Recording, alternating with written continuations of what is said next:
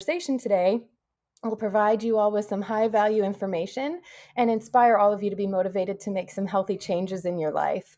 We even make sure to give you some great action items at the end of our podcast that anyone can do. So make sure you stick around to the end so you can get those items and make some really good healthy changes in your life.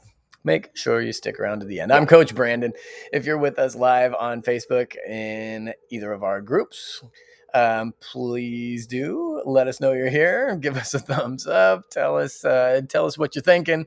Feel free. Wow. I'll get there eventually. Feel free to share your thoughts. If you're not in our Facebook groups, or if you're not friends with one of us on Facebook, go ahead, reach out, friend either of us, both of us, and you can join the conversation with us live and ask those questions. Yes. So let's get kicked off today. Yeah, we're talking about sort of a what can be kind of a hot topic. So I'm just gonna be totally transparent. Let's here. Just throw it all out there. So yeah, I'm Brandon. I'm an alcoholic. Hi, Brandon. Hi, Brandon. Yeah.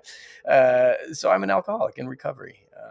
I've always been an athlete. I was an athlete growing up, and even when I was drinking and using, I kept pretty active. So, which probably saved my life.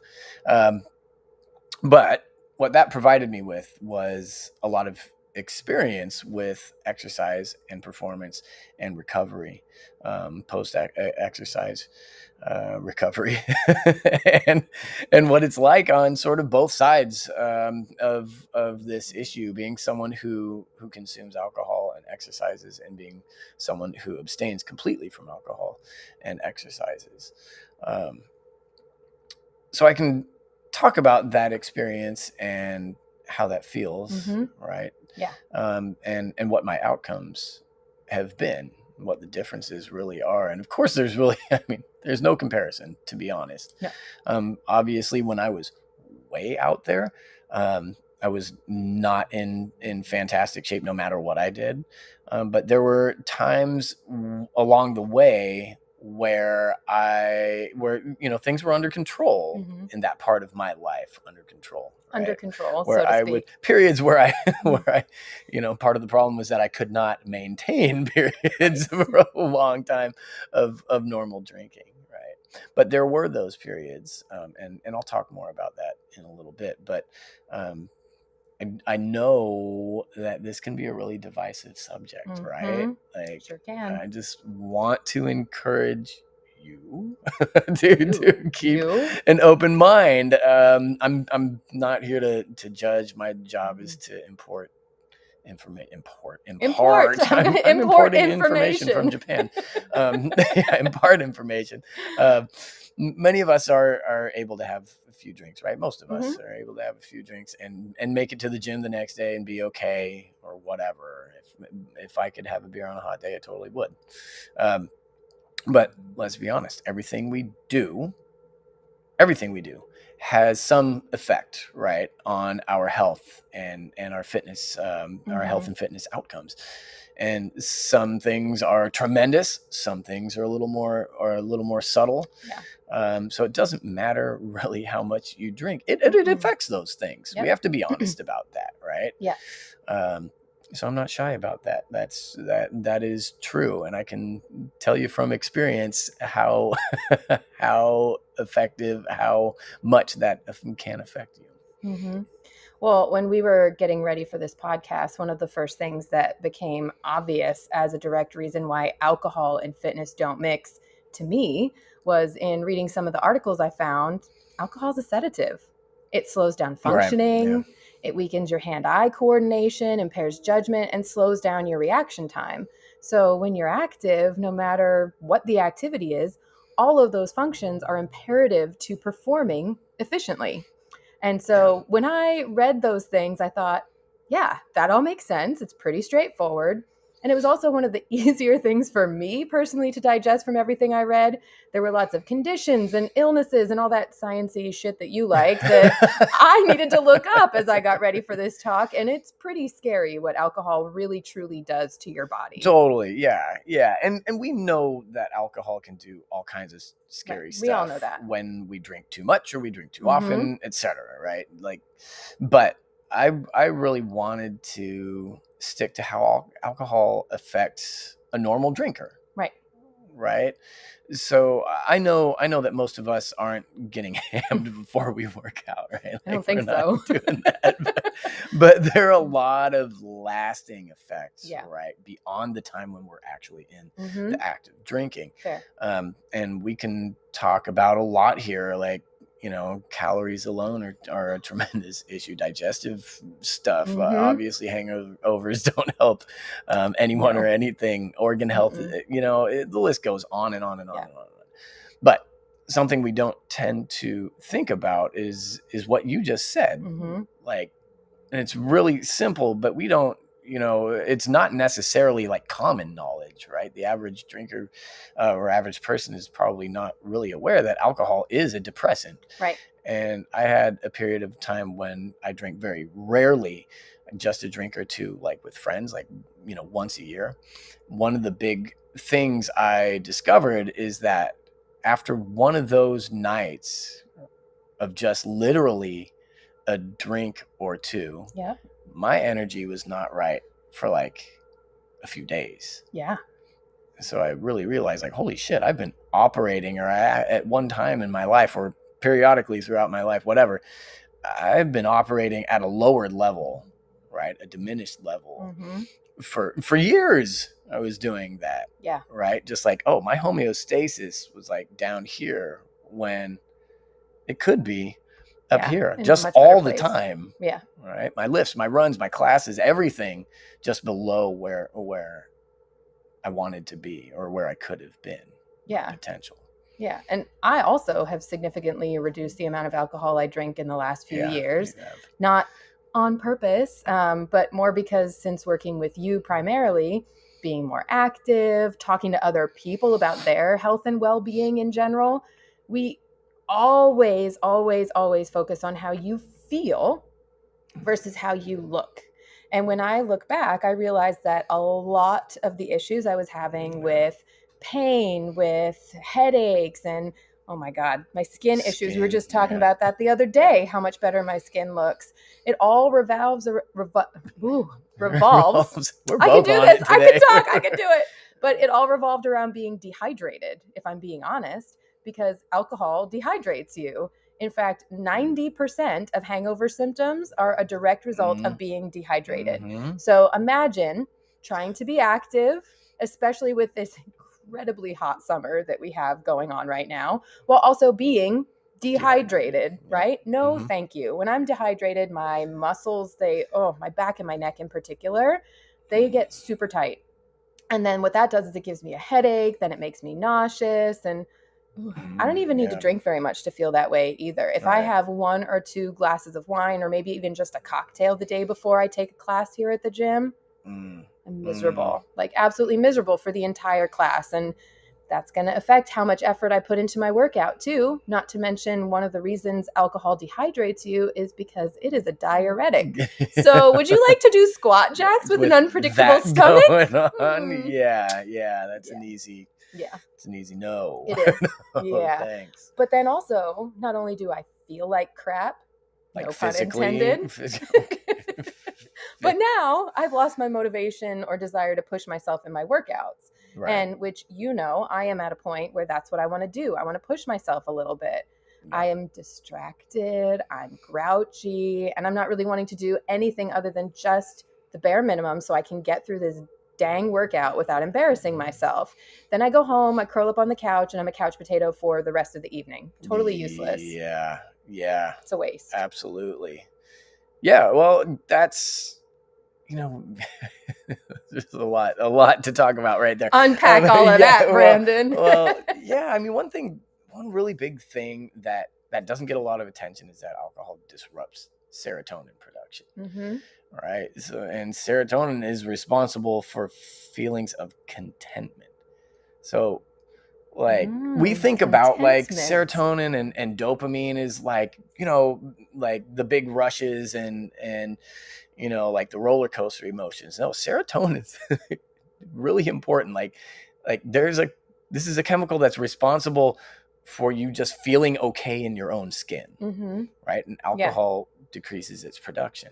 Ooh, no bueno. Right. And that can last a little while, especially if you have like a daily habit, right? Mm-hmm. We're talking about that staying at a low level. Now, again, I know you're all saying like I can, and reasonably so. I just a drink or two won't make me super depressed. I do this all the time.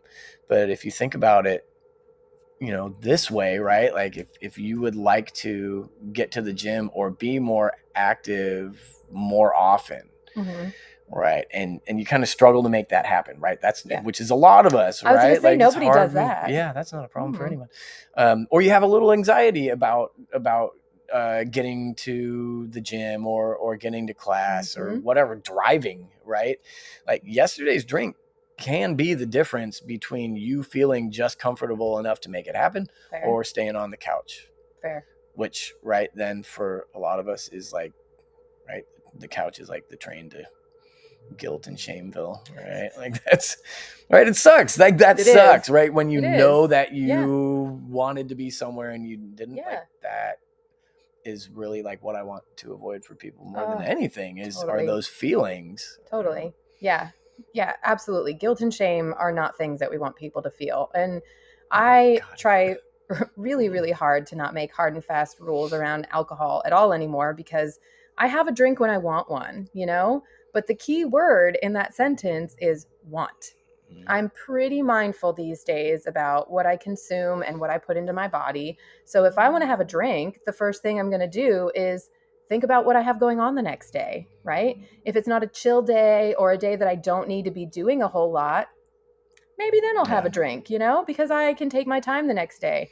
However, if I have a workout planned, I am not drinking. And extrapolating that, if my workouts are affected, my motivation, my energy, etc., I don't want that to be affected in other areas or activities, even for the mundane daily stuff either, right? Yeah. Meetings, chores. Oh my God, cleaning your kitchen when you feel like crap. No, thank you. Or maybe I have an early morning, just really anytime I have to be on my A game or be productive, that's a really easy decision for me. I'm just really not down with making myself struggle through things if I don't have to, whether it's a mental struggle or a physical struggle. So easy decision. Yeah. And I just want to highlight something you said there, like easy decision, like decision. Mm-hmm. It's a decision. Right? Yeah. How we talk about these things and the self-talk is really important. Our perspective is important. It's a different conversation, I know, and I don't want to like get like crazy into that right now, but I want to plant that seed and kind of pick out that really subtle but vital change in your thinking since mm-hmm. we met. Fair. Right. Instead of that, like, I have to, I can't. Mm-hmm. Right. I'm not allowed, all that. Right. So that's why I avoid the rules, because I can do what I want.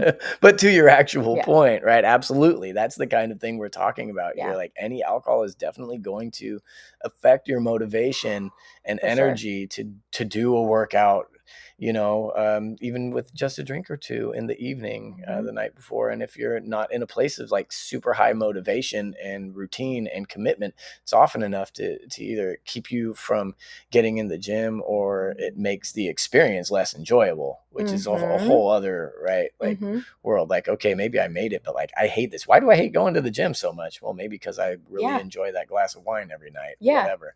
Yeah. Speaking of, so far beyond just affecting your mental health with the things we talked about with depression, anxiety, the motivation you were just talking about, and how we feel, what about how even just a drink or two, not a lot of drinking, just a drink or two, can affect your results if you have a fitness goal, maybe a weight loss goal? I mean, does it actually undermine you if you're trying to lose a certain amount of weight or maybe trying to build muscle? Oh my God. Well, yeah. I mean, you're like, yeah, of course it does. If we get into the all of that. Sorry to ask you a silly question. God. Well, it's like It's not a silly question though, because like we do get that all the time. Like, and there are like, dude, alcohol impacts so many like It does. key factors that we're just willing to like kind of overlook. Right? Energy intake, right? Just calories and types of calories. We all know that alcohol contains sugar and empty calories, right? And like that's just, and it's so funny, right? It's like just this accepted, like, well, duh, yeah, whatever. It's worth it. Sure. Like, well, I'm not even willing to talk about that, right? But yeah, like if you're trying to lose weight, like adding extra sugar and calories to your diet is not going to help. And if that's a major issue for you, right? That sucks. Right? That's definitely going to be part of the issue. Even worse, if you have a cocktail or a mixed drink, right? Like especially in the evenings, those sugary drinks will actually stop that process, right? You're definitely not in ketosis. Cool. Do all that you're work not for burning nothing. fat. Yeah. Some other super huge factors though, right? Like consistency, right? Alcohol like is gonna it has the potential to really mess with that. Yeah. So consistency with your activity or whether it's workouts or just being active, quality of your workouts. Oh yeah, right, that we kind of touched on earlier. The kinds of foods we eat when we drink. Oh, I'm a dumpster. I mean, if you think about it, nobody goes, "Ooh, let me have this carrot because I'm super drunk right now." Super drunk. When we drink, right? Usually late at night, right? Or in the evenings after dinner, right? So this is going to be messing with your metabolism as well, right? It's going to mess with your diurnal cycle also. Your what? Your sleep. Okay. So sleep. Your who cycle? Your diurnal cycle, right? Nighttime, daytime. And the changes in the body that happen around those things.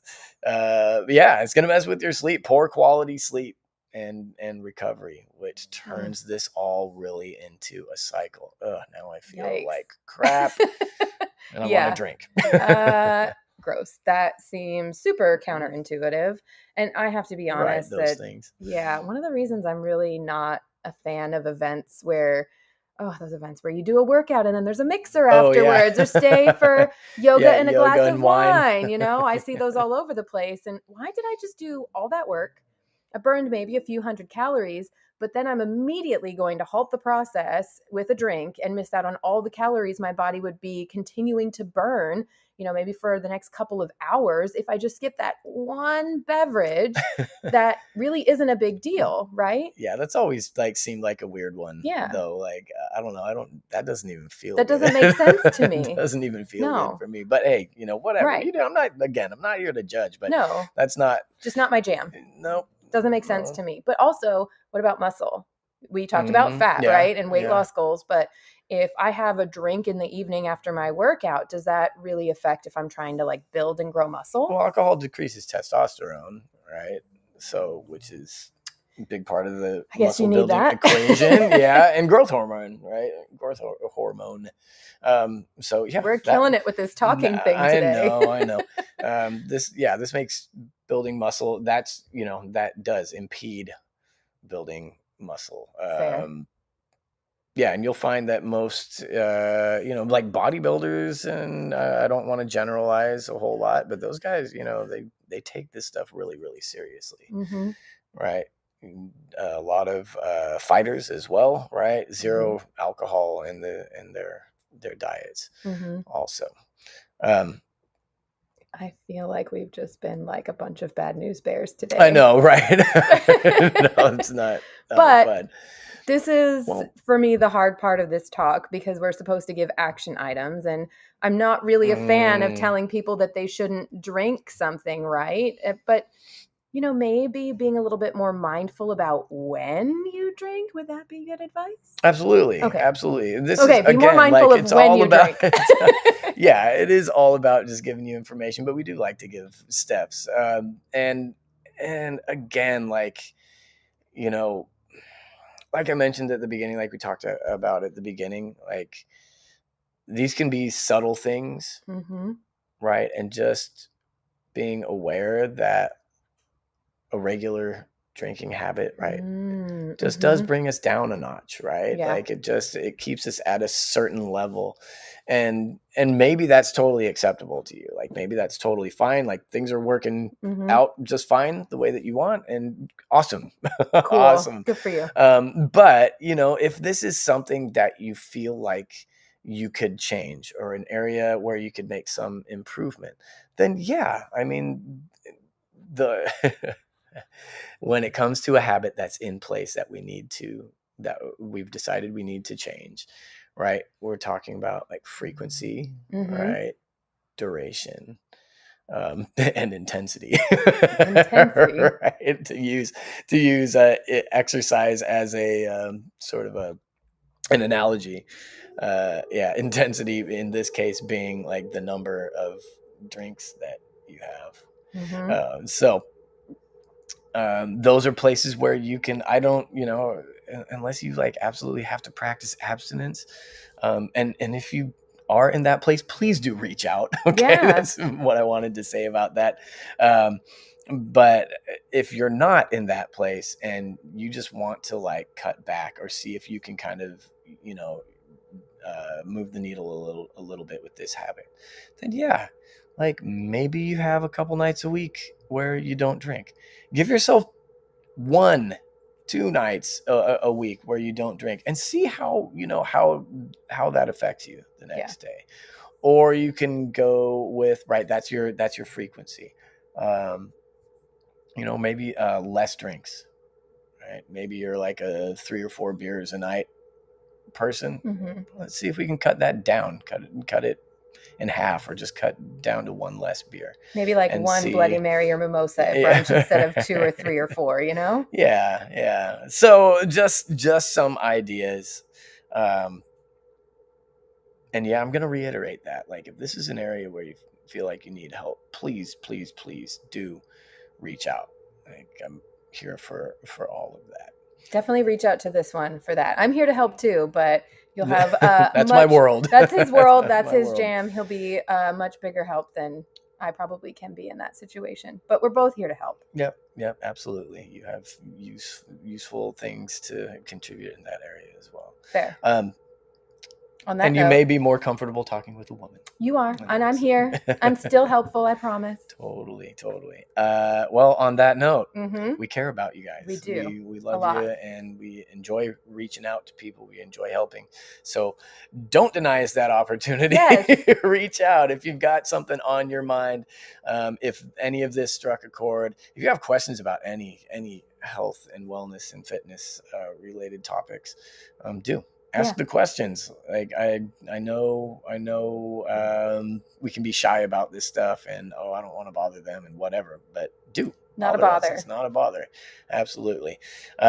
If you're not in the community yet, what the hell are you waiting for? Just get in here already. Yeah, come and be part of what we're doing here. If you're local to us in Concord, California, come by the studio, Contra Costa Fitness. We're having a great time. Our community is awesome. Fucking beyond awesome. I'm just gonna say it is. It's an far awesome beyond community. Awesome. We have awesome people here. It's really like it's not just a job over here. It's a livelihood and what we love to do, and our purpose. So if you're in the area, we'd love to meet you. Keep doing what you're doing out there, no matter where you are. Keep lifting each other up. Keep raising your hand if you need to be lifted up, and we're here for you. Thanks for being part of our fam. We love you. Bye, guys.